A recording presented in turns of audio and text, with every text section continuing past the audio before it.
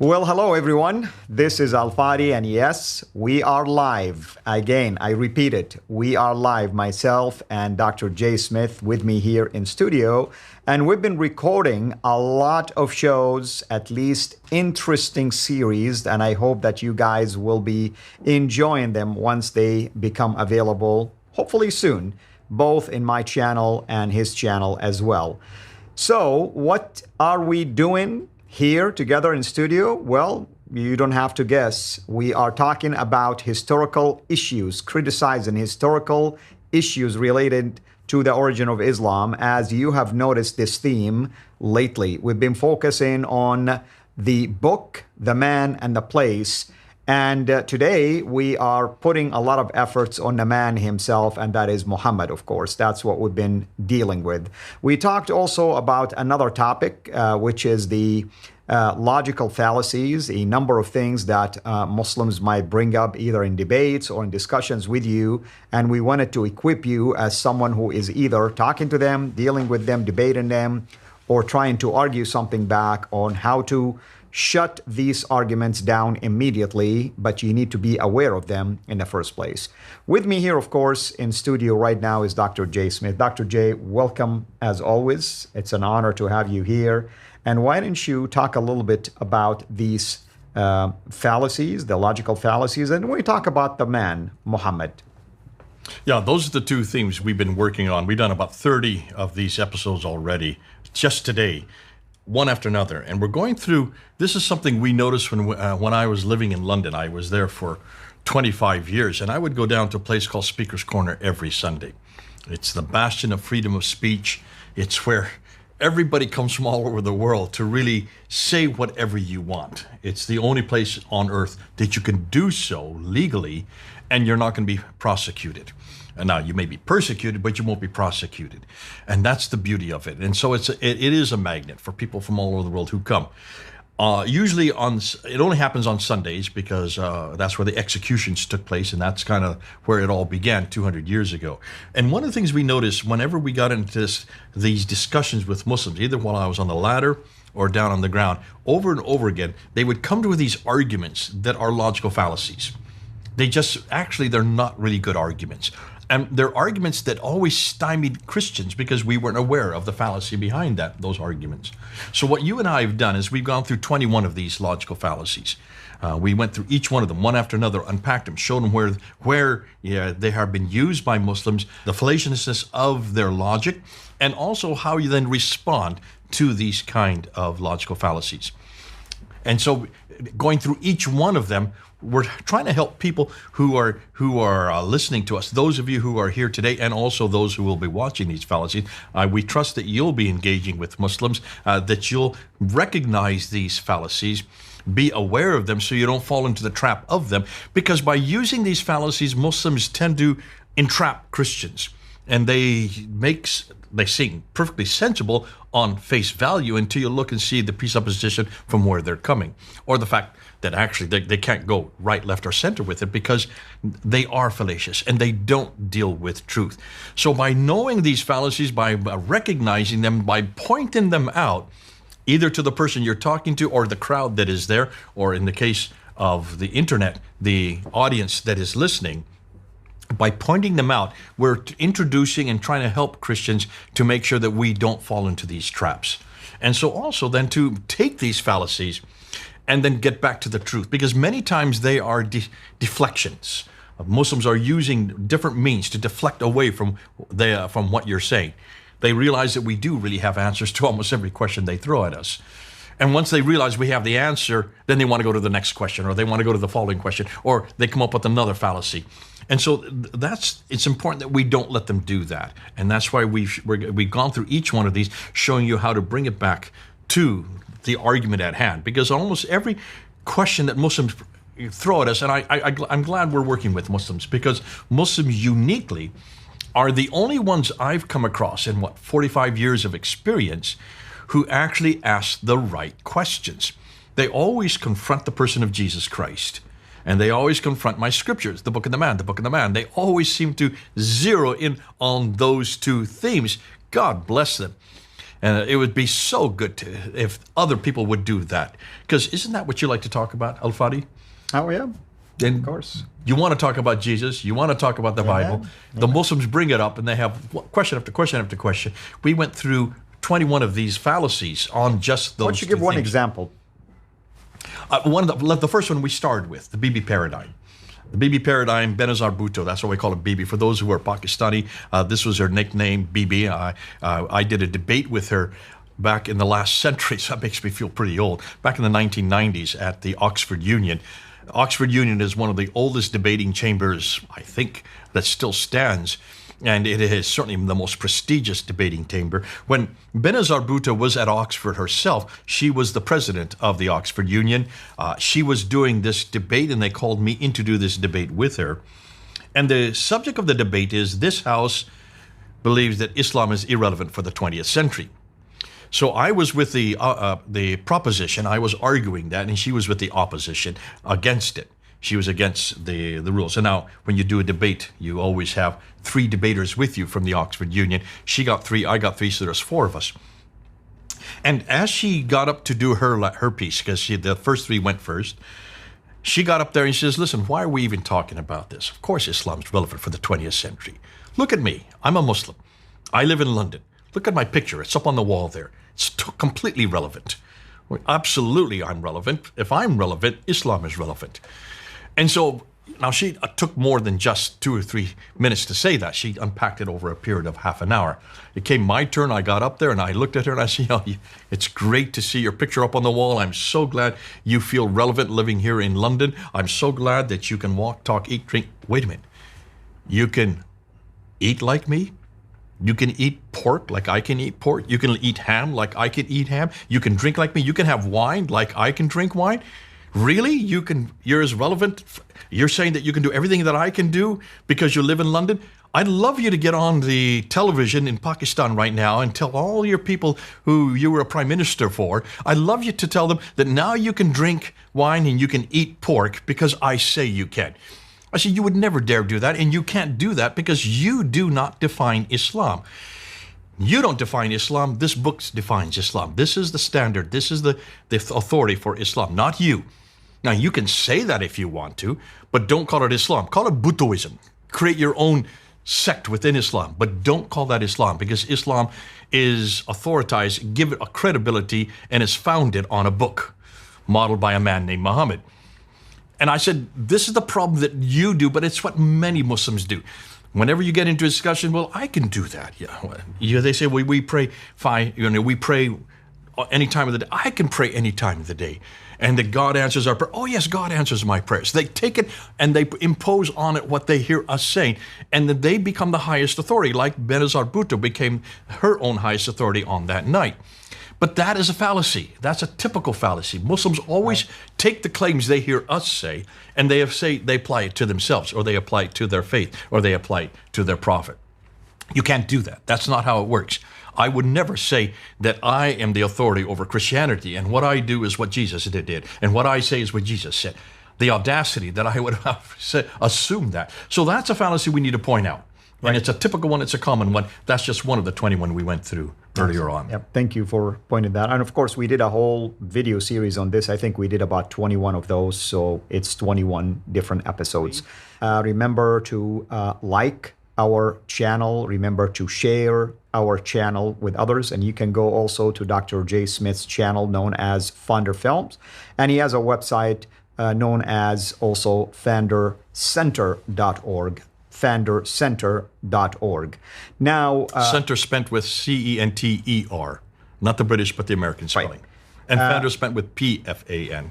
Right, that's right, yes. And thank you for clarifying that. Somebody's asking, by the way, about whether you are doing these discoveries on your channel or not. I thought you are, but could you clarify that for them? Oh, absolutely. The tendency is I tend to come here and introduce it here just because you're the first one to ask and because of this beautiful studio that we have that you're using here. And that's why I like to introduce it here. Now, much of what we're doing in the historical-critique is what we call white papers. We're putting out what-if scenarios. This is what our research is showing. And I have about 7 researchers around the world who are doing the research for me. The majority of them are Catholics, Catholic brothers.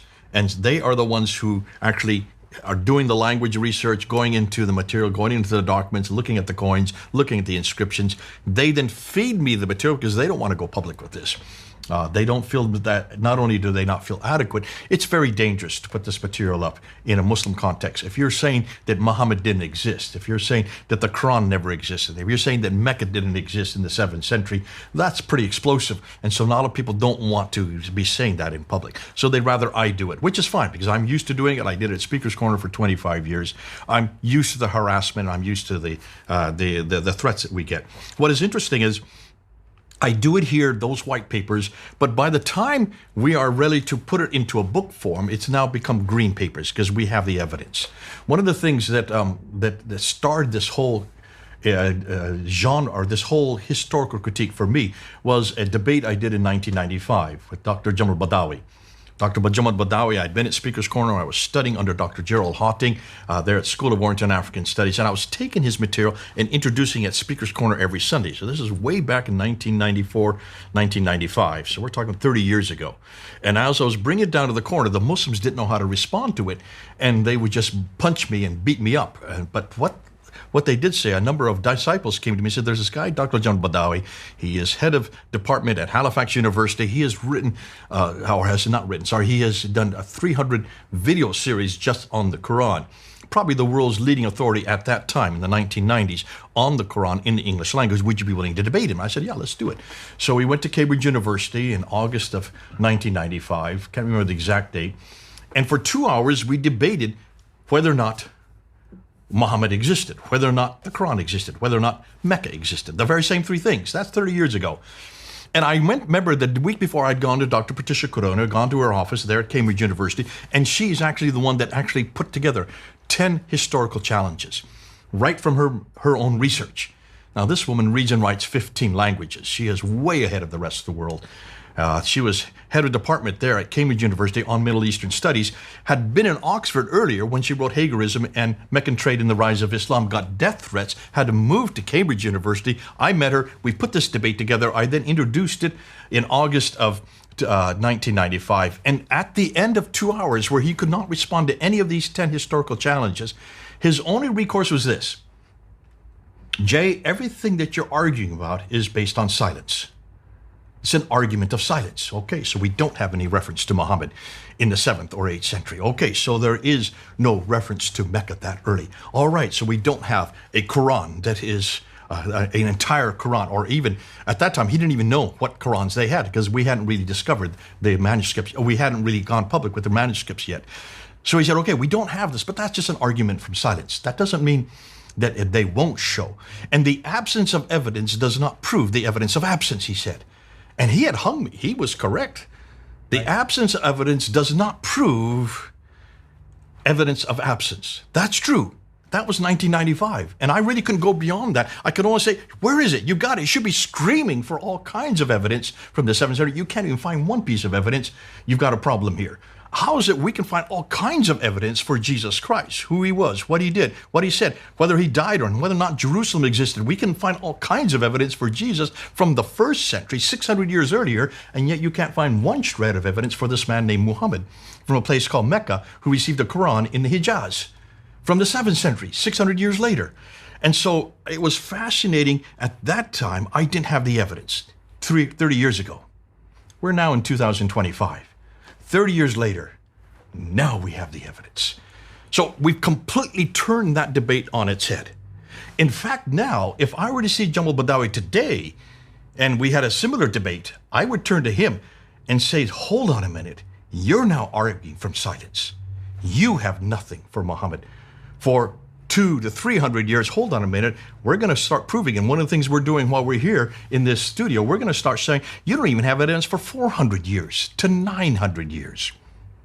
Not just 200 to 300, it's 400 to 900 years before you still start getting evidence. You start beginning to get evidence for this man named Muhammad. And this book called the Quran a little bit earlier than that, or the place called Mecca, finally by maybe the 8th century. So who's arguing from silence now? Not me anymore. Muslims are now arguing from silence. We have the evidence. We have the coins. We have the inscriptions. We now have the manuscript material. And most importantly, we now know who this Muhammad was, and it has nothing to do with Muhammad. Yeah. But that's yet to come. We have someone who's asking you about debating the historicity of Muhammad with someone like Shabir Ali, and he's saying that Shabir Ali actually responded to your video on Zamzam, claiming that you misrepresented him. Yeah. Did you see that video? Is it a new video? I don't know. It sounds like it is a new video. I'll have to go up and look and see what he's saying. So if that is the case, then if I have misrepresented him, I need to apologize and say, okay, where have I misrepresented you? But Shabir Ali and I, the last time we debated was 2014, 11 years ago. And that was on the 6 major manuscripts. The Topkapi, the Samarkand, the Ma'il, the Petropolitanus, the Husseini, and the Sana manuscript. Those 6 manuscripts. And I was introducing Dan Brubaker's material at that point. And I was showing the variance. And these are consonantal variants. These are not diacritical or vowelization like we found with the Qira'at problem, which comes much later. These are by far much more damaging. So if I've misrepresented Shabir Ali from that debate, since that's the last time we've had any... I think he can reach out to you, right? Absolutely. That's 11 years. I mean, we're talking about 11 years ago. For heaven's sakes, in the last 11 years, he should have reached out to me and certainly rectified that. I'm not ready to debate Muhammad yet. They're still on we're in the white paper stage. We're still finding so much new stuff. Right. But I'm willing to debate the preservation of the Quran. Has it been preserved? Every word, every letter, exactly like the Quran, like this book I have in my hand here. This is the Hafs Anasim. This is the Hafs Anasim. Can you find me one manuscript that supports this book, letter for letter, word for word, 114 surahs, exactly like I have it here from the 7th century, from 652? That I will debate right now. I would love to see if a Muslim could debate that. But see, how could you debate that? Because there is no evidence. There is silence. Oh, they have the Birmingham Folio. That's only 30. We're talking about 63 verses. 63 verses on 2 sides, 2 pages. Yeah. And they have nothing to do with Islam. These are all pre-Islamic. These are all to do with the cave of Ephesus. It has to do with James the Lesser. And Moses. And then, of course, the story of Moses in chapter 18. Yeah. So 17, 18, 19, and 20, those 3 chapters. So 18 would be the cave of Ephesus. 19 would be Miriam about James the Lesser. And then, of course, 20 would be the story of Moses straight out of our Old Testament. So these are all older than the Quran, and they have nothing to do with Islam. They have everything to do with these Arabic references from which most all of the Quran has been borrowed. Lots of it, not saying all of it, a good portion of the Quran has been borrowed from these sources that are earlier. And by the time they're written into Arabic, it makes sense because they would have been there in the 7th century. We can't find any Quran. So what are Muslims going to do if they're going to debate me? How are they going to show me a complete Quran? I remember in 2019, I had this debate already with Mansour Ahmad there at Speaker's Corner. You can go up and see it on Pfander Films. Yeah. Islamic Awareness. We had this debate. He made the claim that we can trace the Quran all the way back to Uthman, 652. I said, hey, you can? What manuscript are you talking about? Is it the Topkapi? Is it the Samarkand? Are these from 652? Can you claim that these are from 652? He had to hedge, he had to hem, he had to haw. He could not really respond to that. Everything was on camera, and he realized with on camera he dare not say this because he is responsible for many of the manuscripts on the Islamic Awareness site. At least he is the one who has done some of the research for that. And so even in 2019, we're talking about 6 years ago, he could not come up with any manuscript at all that was 114 surahs from the 7th century at all from the 8th and 9th century. So this is something that Muslims are going to have a problem with. It's one thing to make the claim. It's another thing to be able to support it with evidence from the century it was written. That's all we're asking. We've had to do that with the New Testament. We've had to do that with all the archaeological evidence that we've had for the Old Testament. If we've been held accountable, and we have for the last 200 years, now Islam's turn to be held accountable. The claims they make, they have to support. We're waiting for that support. Let's see what they come up with. Right. Have you had any encounters, like you've been to Speaker's Corners lately, at least once? I go almost every year. Yeah, so any of the Muslims brought up any of these latest discoveries? No, and not at Speaker's Corner, because I don't think the Muslims are knowledgeable at Speaker's Corner for this type of material. This is not really for Speaker's Corner. This is for academics. This is more coming out of academia. That's why our series that we're going through is much more for the academics who could try to come up with some response. And when I go down to Speaker's Corner, we hit much more populist material. I mean, I love to get into the Qidot material. That's much more populist. When you get into the Qidot material, I will use that at Speaker's Corner because that's really where it was exposed to the whole world because of Hatun Tash. My colleague, she was the one that actually found these 26 different Qurans. No two are alike. And when she looked at these Qurans and she brought them to London, we looked at them and held them up in 2016. There at Speaker's Corner for the whole world to see. And there was Muhammad Hijab right there in the audience, filming us as we were holding them up. He quickly left the group, went to outside the crowd, and told all the Muslims to come to him. Do not look at what they're showing you. He said, do not listen to what they're saying. I will explain it, he said. This was in June of 2016. Well, you can see what happened in June of 2020 when he had to finally go to Dr. Yasar Qadhi out of Dallas at the Epic Center here in the United States, who is probably considered the world's authority. I can't say that for sure, but many people tell me he's the world authority on this very subject since he did his doctoral thesis at Yale University on it. And he had to go and have that infamous interview in 2020 where he asked this question. Well, here is a blank mushaf. He showed his hand. Which Quran are you going to write? Which is the one that's in heaven? Which is the one that was revealed to Muhammad? Which is the one that Uthman wrote? And remember Yasar Qadhi's reaction. Do not ask me this question. We do not talk about this in public. This has been the most difficult problem for the last 1,000 years for Muslim scholars. And he says, we have an appreciation, we have a respect for the Quran. There are certain questions we don't ask. We have a red line. We don't go beyond that. And we don't ask certain questions of this book, the Quran. At Yale University, there are no red lines. And he was getting to all kinds of questions. And he didn't have a crisis of faith, he said. He had a crisis of knowledge. And then Muhammad Hijab came back again. He must have done this 2 or 3 times. I still need an answer. Which is the one that's eternal? Which one of these 30 different Qurans, no two are alike? Now it's over 100,000 differences between the 29 verses to Hafs Anasim, this one here.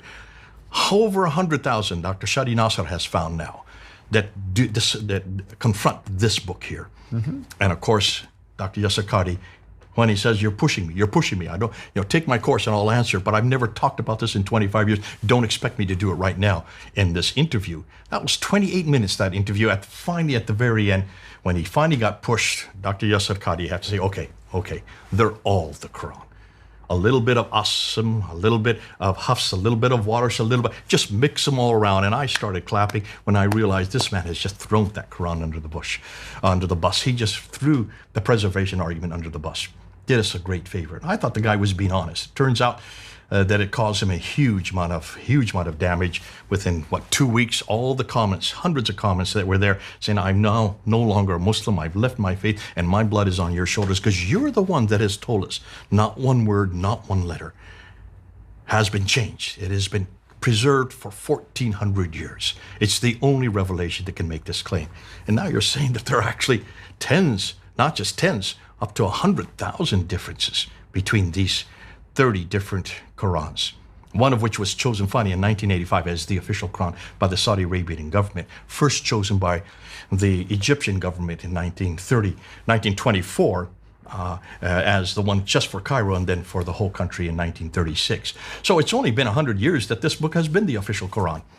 And worldwide, well, just since 1985, which makes me older than the official Quran.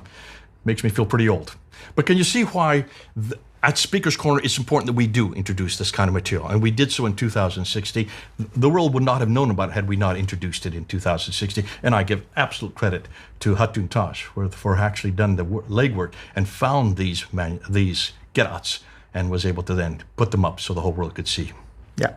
The idea that somehow Shabir Ali is an expert on the skeletal text of the Quran, the Rasm, is laughable, actually. So, I mean, I don't see how he is an expert in that field in the first place. Well, I would suggest you are becoming one of the world's experts, right? Not the expert, but one of the world's experts. There is a lot of us that have been studying the and you're about ready to finish text. your doctorate on this very thing, aren't you, on the Sahaba manuscript? It's part of that as well, exactly. Yeah. And I don't know how any scholar of Islam can look someone in the face, straight in the face, I should say, and claim that somehow the Quran we have in our hand today is the exact replica of the Quran that was allegedly revealed back in the 7th century. None of the earliest 6 manuscripts are exactly like the one we have today. That's right, yeah.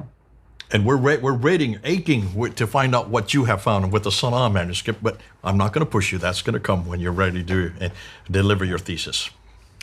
Again, I want to know if anyone have any specific questions. Thank you for those of you who asked already. What is next in terms of the research that you've been doing when it comes to the origin of Islam? Say it again. What is next? Like, are you focused also on Mecca beside the Muhammad? Okay, one of the things the reason why we're zeroing in on Muhammad is because so much new material is coming on Muhammad. We're of course I've already introduced, but this is going to come out in much more detail. The name itself. We're looking at the name itself. We're looking for Muhammad. We can't find Muhammad, and there's a reason why we can't find Muhammad, because it has 3 vowels. We need to take those 3 vowels off. Then you'll find the Mahmad that's underneath, the consonantal Mim Ha Mim Dal. Those 4 consonants are found all over the 7th century and the 6th century and the 5th century and the 4th century. Let's don't stop there. All the way back to 1000 BC, you can find Mahmad. Mahmad. Song of Solomon's 5:16. In Hebrew, it's the same 4 letters, Mahmad. That's there, but not Muhammad. That has been added at a much later date. Now what we're doing is we have a whole team of scholars that are now putting together and trying to find out where the Quran comes from. We're looking and seeing. Remember, we have Arthur Jeffrey, who is one of your heroes, back in the last century, 1930s, who said that he came up with a whole slew of vocabulary in the Quran that's not Arabic. Right. Say something about that. Well, I mean, Arthur Jeffrey is a renowned scholar. He was ahead of his time, to be honest. And he focused a lot on the Quran, and he put a list of the so-called foreign vocabulary of the Quran, questioning if these are Arabic words, then how come they have origins from different, languages that are not Arabic, for instance? That's an example of that. He also has another work where he collected variant text readings according to Sahaba sometimes and other secretaries of Muhammad and those who lived around the time of Muhammad, let's say, traditionally speaking. And their readings of certain verses by chapter sometimes don't match what we have in our hand today. And these people, if we use the traditional dating of Islam, were right there with the Prophet of Islam or around his time, yet their readings are not canonized. Give me some names. Who are these people? Ibn Mas'ud, Ubay, Ali, for instance, Zayd, who was the secretary who collected the Quran. And where are their writings? Well, he discovered those in various sources, and he collated all of them. And where are the sources? The sources is what he found, basically. What are the names of those sources? Yeah, they're written by tafsir writers and all that kind of stuff. And who's the name? So even if we argue, like I said, if we argue that these sources are giving us the truth that those were during the time of Muhammad, we still have a problem. So are any of these sources Sahabas? Well, what I'm saying, I know where you're going with this. Define what a Sahaba is, so people know what you're talking Sahaba about. are the companions of Muhammad, basically. Okay, the eyewitnesses. Yeah. They would be like John and Matthew for us. Exactly. It's almost like us saying that we know that John and Peter and, his brother, James, they all lived with Jesus, but we really don't like the way they're reading what Jesus says, so we're going to pick someone else's writing 100 years later or 200 years later. That's basically what it's equivalent to. Why don't we say 400 years later? We're going to find out. We're going to get there. So these are. This is the difficulty that Muslims are always going to have, and that is we need to date what they're saying. That's why I'm pushing you on this.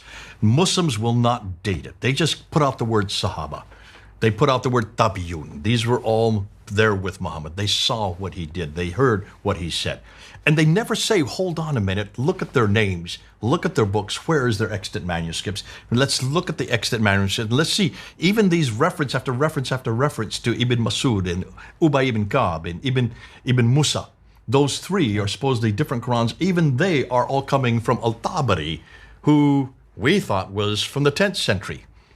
Hold on a minute. We have nothing from the 10th century Al-Tabari. So These are nothing more than what we would call redactions. These are redactions. They are redactions. Basically, they're attributions. They are attributed hundreds and hundreds of years later. Why is it we have to wait so many hundreds of years to find these attributions when all of these guys were writing or in Baghdad, supposedly right there, or in Damascus, supposedly right there, or in Medina, even better if they're Sahaba, They would be in Medina. They're right there with the caliphs. Caliphs are very wealthy. They would have all kinds of wealth to write on animal skins.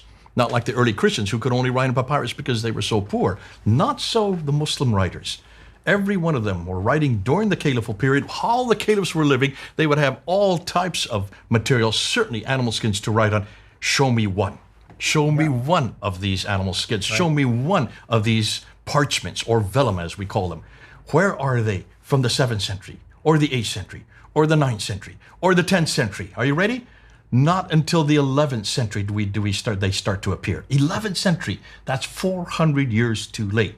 So there's no excuse for Muslims to say, okay, we can just attribute, these are attributes, but we know they existed.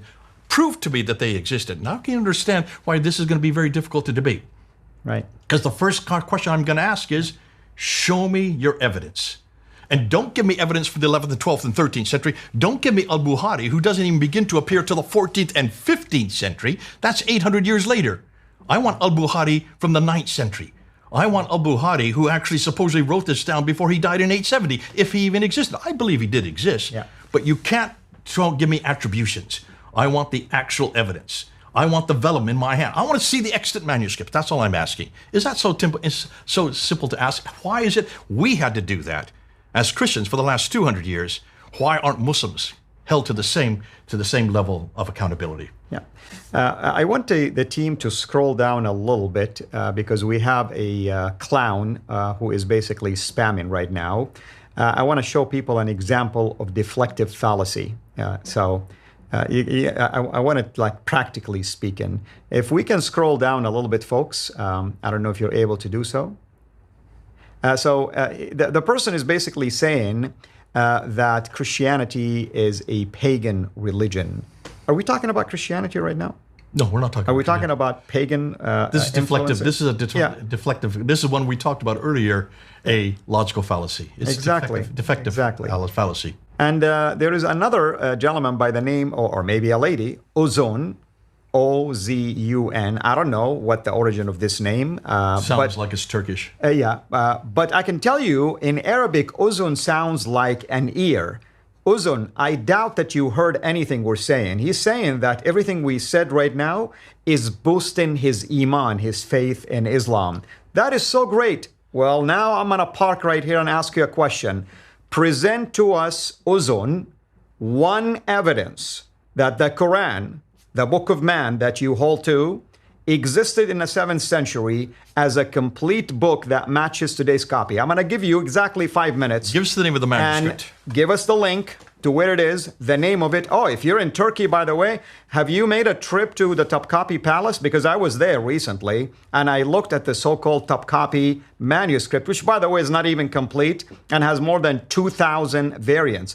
But please go ahead and do so. After that, when you're going to fail, and you're going to fail miserably, we're going to kick you out. Okay?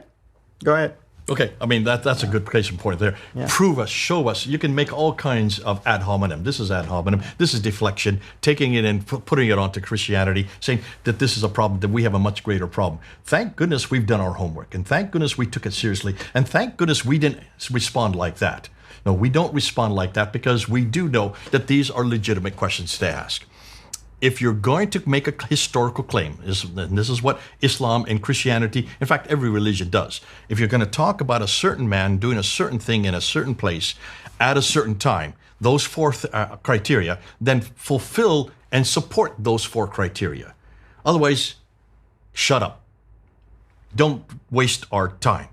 Make sure that what you're claiming, that what you can support, comes from that place at that time with that person doing that thing. That's all we're asking. It's a simple question. And he's basically using this fallacy, claiming that whatever we're saying is boasting his iman. In what? Boasting his faith in what? In a book that is written by man? In a history that you cannot collaborate? In a religion that you can't even provide a single evidence that it existed in Mecca, was originated in there, by a prophet that you don't even know his history until like a couple of hundred years later? I mean, are you serious? Okay. And that's why it's fascinating that we get this kind of, it's really a small attack that you find when you're in grade school. I don't want to listen to you. My mind's already made up. Don't confuse me with the facts. Or everybody is out of step except my Johnny boy. Everybody seems to follow the historical critique. And that's why the historical critique is proving to be so damaging. And yet it's the simplest of all critiques. There's nothing we're saying that's hateful. There's nothing we're saying that's Islamophobic. I've not said anything this afternoon that is mocking. You're mocking the man, but that's just because of his ridiculous type of demeanor, as if somehow people will believe that his iman is getting stronger. It's obviously he's not either not listening or he's just delusional. Delusional. But I think it's important for those thinking Muslims, and we're talking about thinking Muslims. And I'm not interested in these kind of Muslims. I'm interested in Muslims who are makers and shakers, people who are opinion leaders, people who are scholars, people who are academic, because they are the ones that are going to have the ear of their Muslim community. I'm interested in the Sauls who become Pauls. You know what I mean by that? I'm looking at one right now.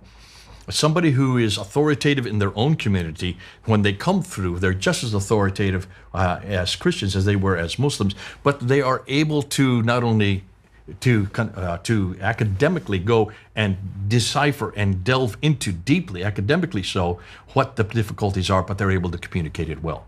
And that's one reason why you're doing finishing up your PhD. That's one reason why you have CITA International, because you are a good communicator. You are able to bring off some of the best and the brightest onto your show and to unpack it for you, and then you come and you give your summation or you give your opinion on what you've just heard. Right. It's rare to find Sauls who become Pauls like you. Yeah, thanks. Well, looks like Uzun is suffering from a hard of hearing, issues. He cannot hear what we just said. He's still talking about Christianity right now. You're on the wrong show, Uzun. You might want to go to the show that is talking about Christianity, and you won't find it here. We are proud of our faith, and we have enough evidence to support what we believe in. Okay, he's saying that we don't use the same level of criticism on the Bible that we use on the Quran. He doesn't know anything. Where does he think we get the historical criticism from? Where does textual criticism? No kidding. Where does source criticism come from? Where does form criticism come from? Where does historical criticism, not birthed, but where was it matured, if it not on biblical criticism? Yeah. All of these criticisms that we're using against the Quran were first used against the Bible. That's why they even exist. We invented those methods, you know? I wouldn't say we invented them. What we did is we matured them. Yeah. They were invented long before that, but they had the Bible has taken on more criticism than any other book in history. And that's why it's so good that we are well practiced in this. So I will say this, that Christians are the best at it because of the fact that we've had to defend our own Bible using these same critical analysis. Yeah, he thinks like somehow you and I are going to really be shaken by whatever he's saying. We're not really going to even blink an eye for anything. What has he this. said that has been damaging? Nothing. Okay, so I'm still He offered zero. So what critical analysis that's been applied to the Bible has damaged the Bible so far? Yeah. Look at all the lectionary material. Look at all the early church fathers' quotations. Look at all the manuscript evidence, 24,000 of them in 11 different languages. We have such a corpus of material that we can look at to support the authenticity and the credibility of the New Testament alone. What does Islam have that's even comparable at all? Show me. Yeah. And we're always asking this. Come on, Muslims. Please come up with some type of evidence for your Quran, some type of evidence for your city, and please come up with some type of evidence for your prophet. Exactly. Those are three things we've been asking. And it's a very simple question, by the way. I mean, to Uzun or anybody who is watching right now, if you can prove us wrong, present your evidence. And one of the most damaging evidence to any of the claims we're making, bring us a Quranic manuscript that is complete, dated 7th century, and it has exactly the same order of these chapters we have today, and it's not missing anything, and it reads exactly the same. If you can find it, guess what? You have just proved to us Muhammad, the book, and possibly the place as well. No. I think we must be careful. We don't want to spend too much time on Ozone because it's obviously he doesn't have an answer. He just we're talking this to is what we everybody call right ad now. hominem. Yeah. This is straight ad hominem. Exactly. And ad hominem is usually when you've run out of ideas. We saw this at Speaker's Corner. When Muslims run out of ideas, they start attacking the character. They are attacking the person and saying, "My faith has been enlarged because of how hopeless you are." That's absolutely stupidity, and usually the audience picks up on it, as we're finding here. But in some ways, they can be a waste of time. What I'd like to know is, what about those Muslims that we have seen who said, "You're right. I've always had a doubt. There's always a niggling in my mind. I've always known that there was a problem here." I mean, I look at Adam Seeker, who was given the responsibility to try to find any chink in the armor of what Shabir Ali and I, when we debated in 2014. And after watching the debate for 2 hours, he had left Islam just from one debate. One of the scholars of his day. That's what I'm looking for. I'm looking for people who actually do an honest research, who actually do a critical analysis. Both of the Bible and the Quran, like with like, do like with like. Go to Jesus and Muhammad, like with like. Not just historicity for the two of them, which you and I do. Just look at the characters. Who would you rather follow, Jesus or Muhammad? Look and see what Muhammad did to those who hated him. Look and see what he did to those who stood against him. Look and see what he did to his wives versus what Jesus did. In almost every category, when you do like with like, you will find it is the Bible that wins every one of those arguments. It is Jesus Christ that wins every debate. We don't have to win the debate. Jesus wins it for us. Listen, Amen. Everybody loves Jesus. Amen. Even Madonna loves Jesus. So even his greatest critic do love him intrinsically. And that's why, though many of them don't like to follow him, don't want to do what he did or say what he said, because it's such a difficult life to do as such, they still have an enormous amount of respect for him. Even Muslims have enormous respect for Jesus. Before we close, folks, we have about 10 minutes left. And remember, if you can ask questions within these 10 minutes, that'll be great. I want us to invest time right now talking about the program at the university where we teach, the one that you are leading. MAPI program. Yeah, because we want people to know that most of what we cover in our shows is actually part of the material, the research present. And what we do. We have a master's degree program. I've been doing it now for about 5 years. Yeah. Dr. Daniel Janasic and I was one that was asked to start this program, to put it on at the Veritas International University. It used to be headquartered in California. Now they've moved to New Mexico. And it is a accredited master's degree program, completely bona fide master's degree program for people who want to look and critically at Islam, but from an academic level. So it is at the master's degree level. It's not the bachelor's. And so in order to even matriculate, you have to have a bachelor's degree, an accredited bachelor's degree. And we do 10 courses. You teach one of the courses on That's Iman. Right. You're in the Deen and Iman, both the practices and belief. And you're the best teacher I've ever met on this area. And you've done it, what, three times now? Yeah, 3 times. Yeah. So you've done 3 times, and you come in every 2 years, you do this course. We have 9 other courses that are look at Muhammad versus Jesus, look at the Quran versus the Bible. We do one that we just finished on the origins, and we had about almost 90 students in that class who are all wanted to hear how the origins, the problem with the origins of Islam. We have another one just on the divinity of Jesus and the Trinity and how you answer these kind of questions. Dr. Paul Blackham is the one who teaches that, one of the best in the world on that subject.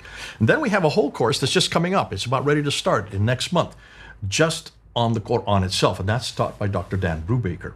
We all have doctorates, all of us, 5 professors. We have doctorates. You're about ready to finish your doctorate, so you'll be... And it's a very unique program because nothing like it is offered anywhere. There's nowhere in the world that is offered for this. So if people are interested, just go up to info, I-N-F-O, at ves.edu. Is it VES or VIU? It's VES. It's the old one. They have to. Okay. Veritas Evangelical Seminary. Now it's Veritas International University, but they've kept VES just because that's one they've used for years and years and years. Very good. So info at ves.edu and just ask for the MAPI program, MAPI, Master of Arts in Apologetics and Polemics to Islam. You might want to email me this. We'll put it in the basically description box below for people to know. And maybe one of these days you and I will do a show, maybe 10, 15 minutes, just about the program itself. Yeah, now this program is 2 years long. There are 5 courses of 8 weeks every year. So we have 2 in the spring, we have 1 in the summer, 2 in the autumn, and then 2 in the spring, 1 in summer, 2 in the so we finish 10 courses within 2 years if you do it full time. We have also a lot of students who do not want to get a master's degree, and so we have an audit level. They can just audit it, which means they come to the lectures every Monday night. It's always at Monday night at 8 o'clock in the evening, Eastern time. That's our time here on the East Coast. And so it depends on where you are around the world. And it goes for 2 hours of lecture and then 1 to 2 hours of Q&A. So and I enjoy that part, the Q&A. It's just very, very productive. The students are engaged. They ask a lot of excellent questions. So we don't give recordings out to people at the beginning. We record the entire lecture and the Q&A, and then we send it to you the next day. So every lecture is live. Every one of our professors, we promise we're there, we're going to be live. I'm always there for every lecture, even yours and all the others. So is Daniel Janasic. We're there for all the lectures. That's a lot of lectures that we have to go through, and we're now going on our third tranche of going it all over again. And then we also have another level, which is called personal enrichment. For the personal enrichment, these are just people who don't want to be part of the master's program. They just are somewhere else in the country or somewhere else in the world, and they just want to listen to the lectures on Monday night and listen to the Q&A and throw questions because they're out in the field and they're actually using this. And so we have those 3 different tranches. The master's degree program, if you're a master's degree student, you have to write papers, you have to read books, right. You have to do a final exam, you have to do a final thesis. And then you have to also be involved in the discussions during the week. A lot more that you have to do because you're getting it for credit. Yeah, so that's the MAPI program. It's going on every Monday, even as we speak, and it continues right through the whole year.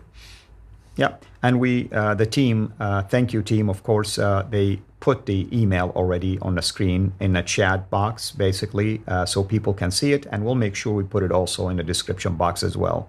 I just wanted to highlight that because it's really a special program, and I'm really honored to be part of it.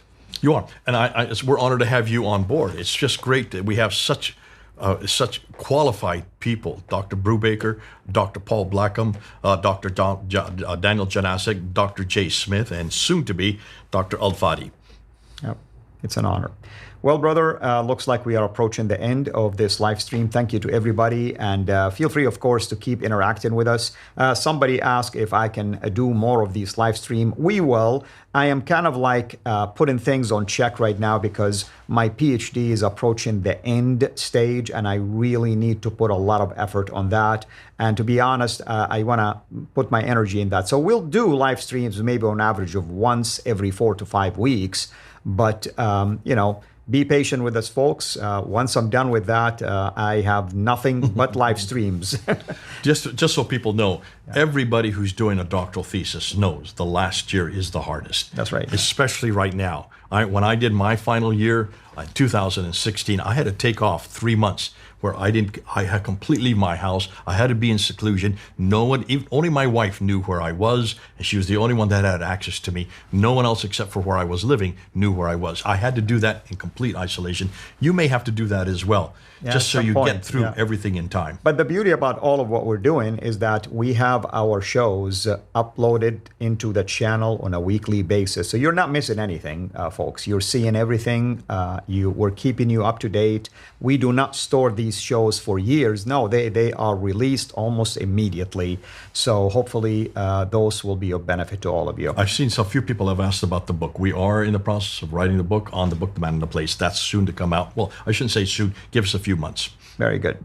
All right. Well, anything else you want to add, brother, before we close? No, this has been fun. And it's great that we're right next to each other. I can sit there and bop you in the face. I don't have to sit there and yell at you on a Zoom. It's great that we're going to go now and have something to eat together. Amen. It's great where we are. The city we're in is a great city, and I love coming in here. We come about twice a year. It's a great place. I love it with a passion. Thank you, brother. Thank you, everyone, for watching. And, check the comments section. See if there is any things that you feel like were enriching to you. Maybe there are some questions that we missed for whatever reason.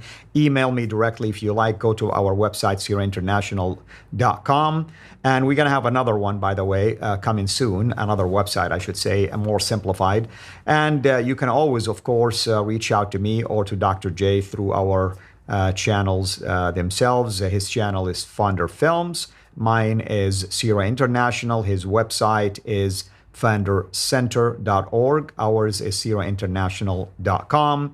And you've heard about the program at VIU, Veritas International University. We put the information for you, which is info at VES, V as in Victor, E as in Elephant, S as in Sam, .edu, if you'd like to know more about that program. Thank you, everyone, for taking the time to be here with us. Pray for us, and I hope to see you soon in the next live stream. Until then, have a blessed day, everyone.